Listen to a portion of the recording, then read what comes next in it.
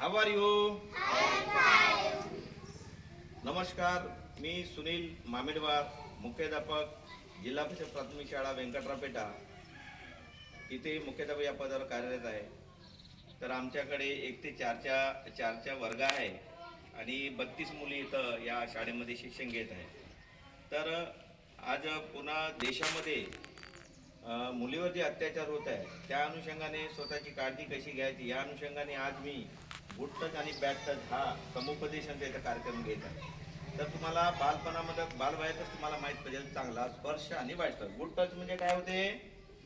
चांगला स्पर्श. काय होते गुड टच म्हणजे? आणि बॅड टच म्हणजे काय होते? वाईट स्पर्श. बरोबर आहे. तर तुम्हाला त्याची एक मी कृती करून दाखवणार आहे. काय करून दाखवणार आहे? कृती. अमिषा बाळा इकडे ये. ठीक आहे, गुड. हे बघा, हे अमिषा आहे. तुम्हाला जर कुठलाही व्यक्ती जर तुम्हाला असं स्पर्श करत असेल तर हा झाला काय झाला? गुड स्पर्श. काय झाला? आम्ही जेव्हा गुड स्पर्श करतो तुम्हाला असं करायचं आहे. काय करायचं आहे? गुड स्पर्श. काय झाला? गुड स्पर्श. आता काय झाला? आता काय झाला? हा, हे काय झाला? गुड स्पर्श. समजला? गुड स्पर्श म्हणजे चांगला स्पर्श झाला. आता यानंतर तुम्हाला बॅड टच माहित व्हायला पाहिजे. काय माहित व्हायला? बॅड टच म्हणजे वाईट स्पर्श. हे बघा, हा, बॅड टच वेळी तुम्हाला काय करायचं आहे?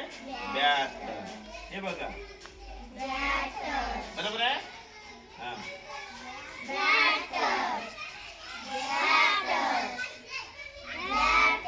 हे काय झाले?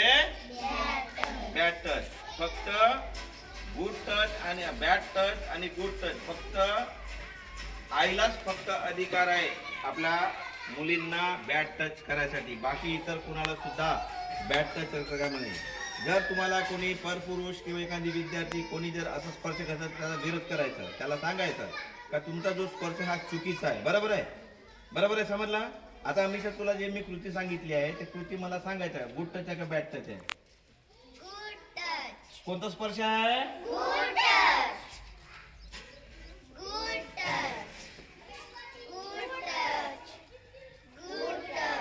बरोबर आहे. गुड टच समजला तुम्हाला? आता बॅड टच. ठीक आहे. काय? Bad touch.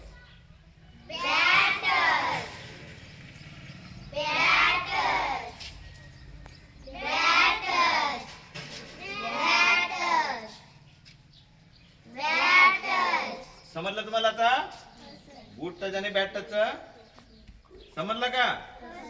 हा, गुड. चला, धन्यवाद.